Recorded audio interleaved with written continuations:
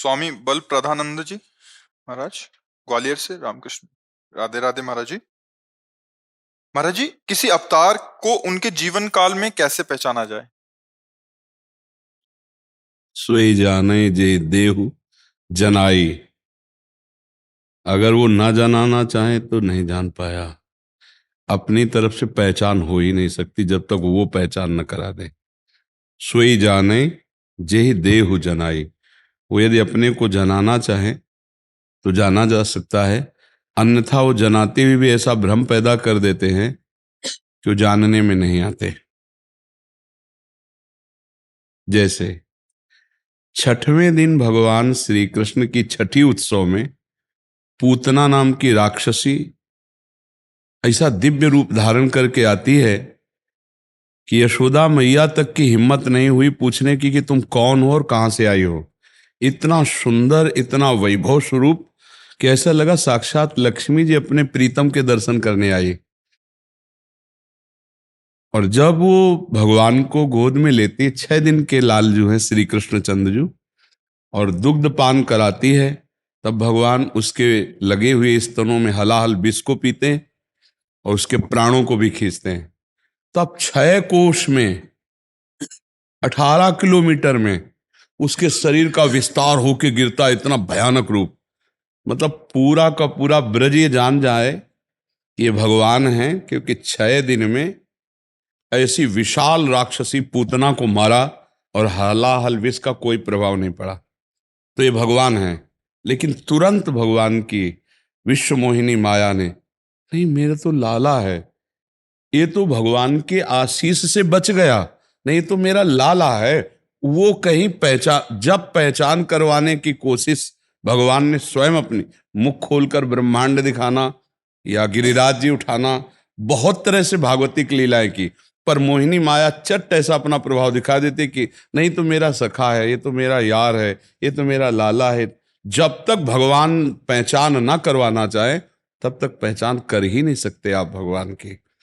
राम जी का एक पूजा गृह में स्वरूप और एक अपने स्वरूप समीप देखना कौशल्या जी का, यहाँ वहां 2 बालक देखा, फिर देखा अनंत महिमा में भगवान, फिर वही भगवान कौआ रोटी लेने के लिए आता है और तो रो रहे हैं, भाग रहे पीछे। ऐसी उनकी लीलाएं होती हैं कि वो भगवान हैं, वही भगवान जिनके घर में इतना विशाल माखन का कुंड है, 9 लाख गौएं बाबा की है, तो वहां बाल्टियों में थोड़ी मक्खन दूध रखा है, कुंड में रखा है, पर ब्रजवासिनी गोपियों के घर का माखन। अगर वो पहचानना ना चाहे, आपको जनावे ना, तो आप उनके किसी भी बाहरी लक्षण से नहीं जान सकते। जहां जानने की कोशिश करेंगे मोहिनी माया आपको पर्दा। सोई जाने जे देव जनाई, जानत तुम्हें तुम्हें। जब वो अवतारी महापुरुष अपने को जना देते हैं तब वो जाना जाता है। वैसे बाहरी पहचान है, प्रकृति के आक्रमण से वो पूर्ण रूप से परे रहते हैं जो अवतार होते हैं। प्रकृति का आक्रमण शरीर पर, लेकिन मन पर नहीं। मन सच्चिदानंद स्वरूप निर्विकार स्थिति में रहते हैं। अवतारी भगवान के भक्तजन भी होते हैं, अवतारी भगवान भी होते हैं। भगवान के कई प्रकार के और होते, पर 2 अवतार पाए गए। एक तो भगवान का स्वयं विविध अवतार लेना, और एक भगवान के कारक पुरुषों का अवतार लेना, जो भगवान के ही स्वरूप हैं, भगवत प्राप्त हैं। वो अवतरित होते हैं हर द्वंद्व को सहकर, भक्ति की स्थापना, धर्म की स्थापना। उनको महान कष्ट दिया जाता है, पर वो कष्ट का उत्तर दंड से नहीं देते, सहन करके, अपने प्राणों का भी बलिदान करके वो धर्म की स्थापना करते हैं। वो भी अवतारी पुरुष होते हैं। भगवान के भक्तजन विविध प्रकार के कष्टों को सहकर धर्म की स्थापना करके अनंतर ध्यान हो जाते हैं। और एक होते हैं कि आकर शत्रुओं का विनाश करना, परित्राणाय साधूनाम विनाशाय च दुष्कृताम। वो भगवान का तेजमय अवतार, भगवान का महान महान बलशालियों का नाश करके धर्म की स्थापना करके और जय घोष करते हुए अंतर ध्यान हो। 2 प्रकार के भगवान, वैसे तो कई रूप होते हैं भगवान के, पर प्राय 2। एक भक्त रूप जिसमें सहन करना, और एक वीर सैनिक स्वरूप भगवान का जिसमें आक्रमण करके विध्वंस कर देना और फिर अंतर ध्यान हो जाना। तो ऐसे भगवान के विविध अवतार अगर वो पहचान ना करवावें। देखो दुर्योधन को सामने उपदेश कर रहे हैं, क्या वो जान पा रहा है भगवान है? विराट रूप दिखा रहे हैं फिर भी नहीं जान पा रहा है। तो अवतार को जानना तो सिर्फ भगवान की कृपा से ही है हमारी समझ में, क्योंकि हमारी जो बुद्धि है वो सीप है और भगवान है वो समुद्र है। तो सीप में समुद्र नहीं आएगा, समुद्र में सीप चली जाएगी। हमारी बुद्धि सीप जैसी है थोड़ी, और भगवान की महिमा, गुरुजनों की महिमा समुद्र जैसी है। तो हमारी सीप से समुद्र नापा जा सकता है क्या? ऐसे ही हमारी बुद्धि से भगवत तत्व को नहीं पहचाना जा सकता। भगवत तत्व हमारी बुद्धि में आ सकता है, इसीलिए प्रार्थना की जाती है, इसीलिए उनके चरणों की शरण में रहा जाता है, इसीलिए उनका नाम जपा जाता है, वो हमें जना दें।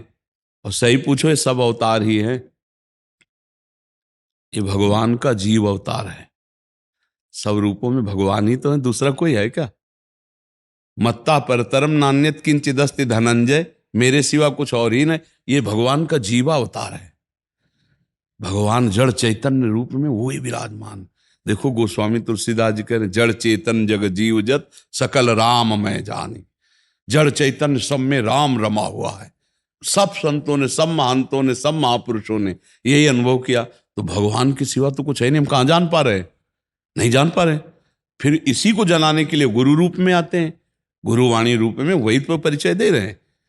यही जनाने के लिए संत वाणी के रूप में, वही प्रकट रूप से। अगर वो ना जनावे तो कोई ना जान पावे, वही जनाते तभी वो जान पाता है कि हमारे हृदय में ही वो परमात्मा विराजमान है। और सही पूछो तो हमारे हृदय कहना माया है, वो परमात्मा ही परमात्मा विराजमान है। आप समझ रहे महाराज जी? अपनी कोई चेष्टा काम नहीं कर सकती, उनकी कृपा काम करती है। वो हमारे मन बुद्धि में आके बैठ के जना देते तो ज्ञान हो जाता है, हमारी मन बुद्धि वहां तक नहीं पहुंच सकती। राम अतर्क बुद्धि मन वानी, मत हमारे या सुनो भवानी। भगवान शंकर कहते हैं कि बुद्धि की और मन की पहुंच से परे है वो परमात्मा, क्योंकि वो परमात्मा मन बुद्धि को पावर देता है, वो प्रकाश देता है। वो मन बुद्धि वहां नहीं पहुंच सकते। वो परमात्मा को जो हम प्रार्थना करते हैं, आराधना करते हैं, तो हमारे मन बुद्धि में आकर प्रकाशित हो जाता है। मन बुद्धि वहां नहीं पहुंच पाते।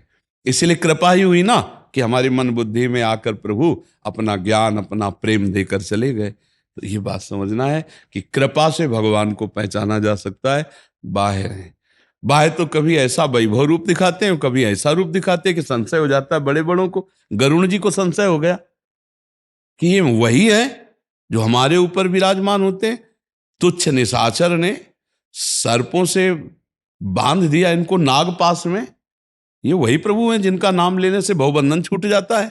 हलो संशय हो गया, असंशय मन भयौ अपारा। तो ये भगवान ही जनाना चाहे तो जान जाओ, नहीं तो भगवान को नहीं जाना जा सकता। ये बात पक्की है।